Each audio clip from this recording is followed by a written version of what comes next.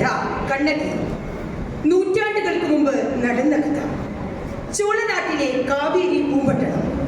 ആ പട്ടണത്തിലെ വൻ ശ്രേഷ്ഠനായിരുന്നു കോവലൻ.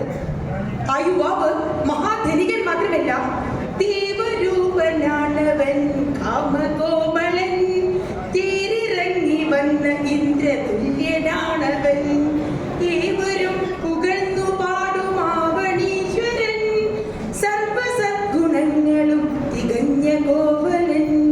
സർവസൗഭാഗ്യങ്ങളും തികഞ്ഞ കോവലന്റെ ധർമ്മപത്നിയാണ് കണ്ണകി. മാതൃകാ ദമ്പതികളായി അവർ ജീവിതോത്സവം ആസ്വദിക്കുകയാണ്. സുന്ദരിയും സുശീലയുമായ കണ്ണകിയെ ആദ്യമായി ആണ്ടവൻ കോവിൽ വെച്ച് കണ്ടുമുട്ടിയ ആ അസുലഭ നിമിഷത്തെ പറ്റി ഇടയ്ക്കിടെ അവൻ അവളെ ഓർമ്മിപ്പിക്കും. തിരുനടയിൽ തൊഴുതു നിന്ന തമ്പുരാട്ടി, പുലരൊളിയിൽ കതിച്ചൊരിയും കോമളാങ്കി, കനകമയം തന്നിറവും കരിമിണിയാളെ, മമ ഹൃദയം തവസദനം പൂമൊഴിയാളെ. കണ്ണകി, കുഞ്ഞെ കിടിച്ചത് എൻ മഹാഭാഗ്യം. നീയില്ലാമെങ്കിൽ എനിക്ക് വാഴയില്ലേ? അത് കേൾക്കെ അവളുടെ കവിൾ നാണം കൊണ്ട് ചോദിക്കും. ആഹ്ലാദകരമായ ദിനങ്ങൾ അങ്ങനെ കൊഴിഞ്ഞുകൊണ്ടേയിരുന്നു. ആയിടയ്ക്ക് അമ്മൻ കോവിലിൽ ഉത്സവത്തിന് കൊടിയേറി. തോരണങ്ങളും കമാനങ്ങളും തേരോട്ടവുമുണ്ട്. എല്ലാത്തിനും മുൻപിൽ കോവിലൻ തന്നെ. തെരക്കൂത്ത് അരങ്ങേറുകയാണ്. നാട്ടിലെ പേരുകേട്ട മഹാറാണി മാധവിയാണ് നർത്തകി. ദീപകാന്തം തെളിഞ്ഞു, നൃത്തവേദി ഉണർന്നു. മിന്നൽ കൊടി പോലെ ചണ്ടതാള മേളങ്ങളുമായി മതിമടന്നാർന്ന മാധവി സ്വർഗറാണിയായി മാറി. ആനന്ദലഹരിയിൽ അകമഴിഞ്ഞാടുന്ന ആയിരങ്ങൾ. നൃത്തം അവസാനിച്ചു. കരഘോഷങ്ങൾക്ക് മുമ്പിൽ കൈതൊഴുത് നർത്തകിയത അടിയറയിലേക്ക് പോകുന്നു. മാരകമായ എന്തോ വിഭ്രാന്തിയിൽ മതിമറന്നു പോയി കോവലൻ അതാ അടിയറയിലേക്ക് പായുന്നു. അവിടെ പുഞ്ചിരി തൂക്കി നിൽക്കുന്ന കണ്ണകി, നാണം കൊണ്ട് പുഞ്ചിരി തൂക്കുന്ന നിൽക്കുന്ന കണ്ണകി. കോവലൻ തന്റെ രഥഹാരം കൂടി അവൾക്ക് നിരന്നിച്ചു. മണികിലക്ക് പോലെ കുലുക്കി ചിരിച്ചുകൊണ്ട് അവൾ കൈകൾ നീട്ടി. ആ കൈകൾ ഞൊടിനേരം ഉണർന്നു. പ്രിയരെ, കോവലന്റെ ജീവിതത്തിലെ ഒരു വഴിത്തിരിവായിരുന്നു നൃത്തസന്ധ്യ. അതിനുശേഷം അവൻ ആളാകെ മാറി. വീട്ടിലേക്ക് വരുന്നത് തന്നെ വല്ലപ്പോഴുമായി. കണ്ണകിയെ കാണുന്നത് തന്നെ അവന് ചതുർത്ഥിയായി മാറി. മദ്യപിച്ച് ബഹളം വയ്ക്കുന്ന കോവലന്റെ കാൽ പിടിച്ച് അവൾ കണ്ണീരോട് ചോദിക്കും, ഞാൻ എന്ത് തെറ്റ് ചെയ്തു? നിങ്ങൾ എന്തിനെങ്കിലും നശിക്കുന്നു? മാറി നിൽക്കടി പിണമേ. ആരെനിക്കു നീ മടുത്തു പുറത്തു പോ പ്രേതമേ. മാധവികനിക്കു സ്വർഗരാജ്യമാണു കാവിനി. ആ മനോഹരിക്കു ചുറ്റുവട്ടമെത്തുവാൻ 7 ജന്മമെങ്കിലും ജനിക്കണം നീ ഓർക്കണം. ചവിട്ടേറ്റ വേദനയിലും ആ ധർമ്മപത്നി തന്റെ കണവന് വേണ്ടി പ്രാർത്ഥിച്ചു. കടവളെ കാപ്പാത്തുന്നു, എൻ കണവനെ കാപ്പാത്തുന്നു. ചവിട്ടിക്കൊടിഞ്ഞെറിയുമ്പോഴും ആ കാൽ പിടിച്ച് തന്റെ പ്രിയതമൻ സദ്ബുദ്ധി വരുവാൻ പ്രാർത്ഥിക്കുന്ന സ്ത്രീരത്നങ്ങൾ ഭാരതത്തിന്റെ മാത്രം പാരമ്പര്യമാണ്. അത് പണ്ട് മതാന്മാർ പരിഹസിച്ചിരുന്നതുപോലെ അവർ അബലകളോ അടിമകളോ ആയതുകൊണ്ടല്ല, മറിച്ച് കുടുംബ നന്മയുടെ കുലമഹിമയുടെ ദേവീ രൂപങ്ങളായതുകൊണ്ട്. കണ്ണകിയുടെ കണ്ണീരിൽ നാളുകൾ പൊഴിഞ്ഞുകൊണ്ടേയിരുന്നു. കോവലൻ തിരിച്ചു വന്നില്ല. കാഞ്ചീപുരത്തെ മട്ടുപ്പാവിൽ മാധവി അവനെ മയക്കിയെടുക്കുകയാണ്. ആടിയും പാടിയും പ്രണയപ്പൂവാടിയിൽ ഇരുകോവിലങ്ങൾ പോലെ രമിച്ചു വാണു. പാടെ മറന്നവൻ സർവസമ്പത്തും നൽകി പ്രേമദാമത്തെ തന്നെ സ്വന്തമാക്കാൻ വേണ്ടി. മാധവിയുടെ മായാവലയത്തിൽ കുരുങ്ങിക്കിടന്ന കോവലൻ അവൾ ആഗ്രഹിക്കുന്നതെന്നും അവളുടെ കാൽക്കീഴിൽ സമർപ്പിച്ചു. ആ നൃത്തക്കാരിയുടെ കടക്കൺകൊള്ളിലെ ഒരു കളിപ്പാ പോലെ അവൻ കുരുങ്ങിക്കിടന്നു. സരസസുന്ദരിയായ ഒരു പെണ്ണുകാരനും എത്രയെത്ര മഹാവീരങ്ങളാണ് നിരവധിച്ചതെന്ന് നമ്മുടെ കേരള സമൂഹം കണ്ടതല്ലേ. എല്ലാം കുട്ടിക്കഴിഞ്ഞപ്പോൾ മാധവിയുടെ മട്ടുമാറി. ഒടുവിൽ അവൾ കോവലനെ നേരിലെത്തി അട്ടഹസിച്ചു. കണ്ട മദ്യപാന്മാർക്ക് കൈതരിക്കാണ് സ്ഥലമല്ലിത്, കടന്നു പോകും. മാധവി, ഇത് നീ തന്നെയോ? അതെ, ആണ് മാറിയിട്ടില്ല. എന്താ പിടിച്ചു നോക്കുന്നത്? കാശിന് കൊള്ളാത്തവനെ കടന്നു പുറത്ത്. അവൾ വാതിലുകൾ കൊട്ടിയടിച്ചു. സർവസമ്പാദ്യവും നഷ്ടപ്പെട്ട ആ ഹതഭാഗ്യം നീറുന്ന മനസ്സുമായി കുറ്റബോധത്തോടെ ആ ഇരുളിലൂടെ ഉരുകുന്ന നെഞ്ചുമായി ഒരു ഭ്രാന്തനെ പോലെ തെരുവിൽ വിതുമ്പുന്നു പാവം. ഇനി ഏതു പാത ഇരുളാണ്ട വഴി ഒരു കുഞ്ഞു താരവുമില്ല. ഇനി ഏതു പാത ഇരു ഇരുളാണ്ട വഴിയിൽ ഒരു കുഞ്ഞു താരവുമില്ല. പാതിരാവിൽ കൊളുത്തിവെച്ച ആ കൽവിളക്കിന് മുമ്പിൽ ഇരുന്ന് വിതുമ്പുകയായിരുന്നു കണ്ണകി. അപ്പോഴാണ് അതാ പുറത്തൊരു കാലച്ച. യാരത്? അവൾ കയ്യിൽ കെട്ടിയിരുന്ന കൊടുവാൾ കയ്യിലെടുത്തില്ല. കാരണം അന്നതിന്റെ ആവശ്യമുണ്ടായിരുന്നില്ല. അന്നത്തെ സമൂഹം ഇന്നത്തെ പോലെ പൈശാചികമായിരുന്നില്ല.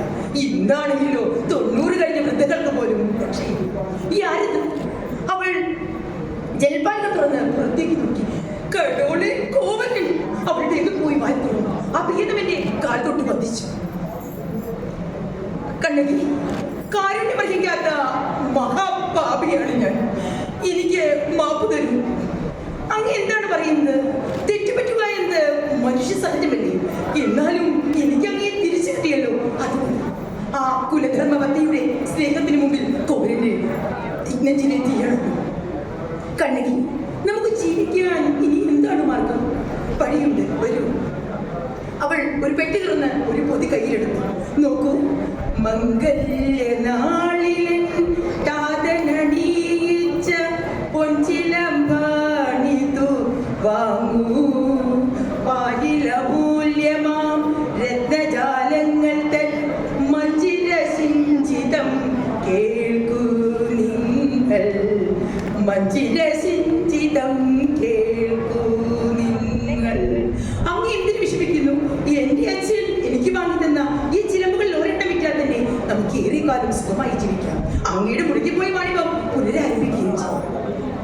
ആ പ്രിയതമയുടെ വാക്കിന് മുമ്പിൽ കോവലന്റെ കണ്ണുകൾ നിറഞ്ഞു. നാരീധർമ്മം ഭാഗ്യം എന്ന മഹത്വചനം അവൻ അനുഭവിച്ചറിയുകയായിരുന്നു.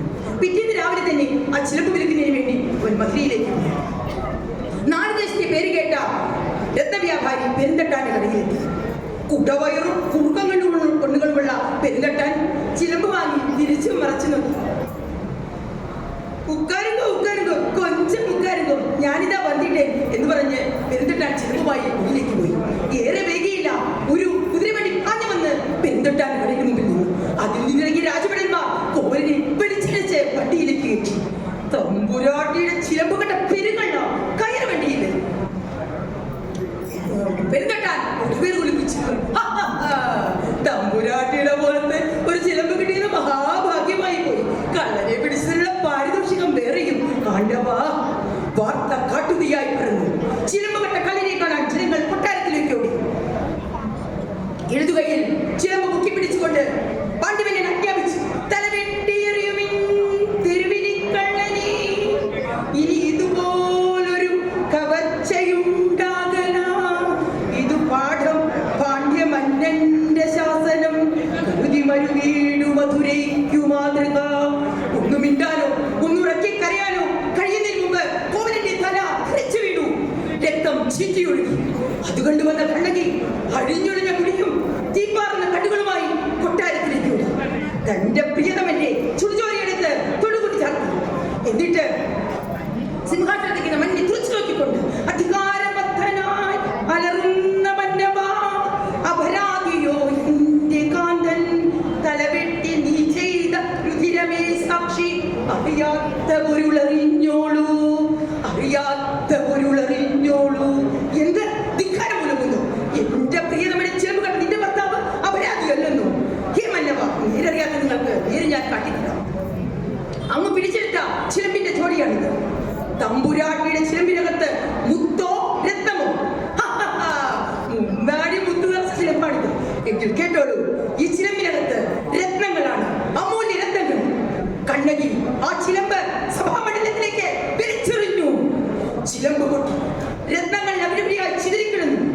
തമ്പുരാൻ കടുങ്ങി. ജനങ്ങൾ കിടിലം കൊണ്ടു.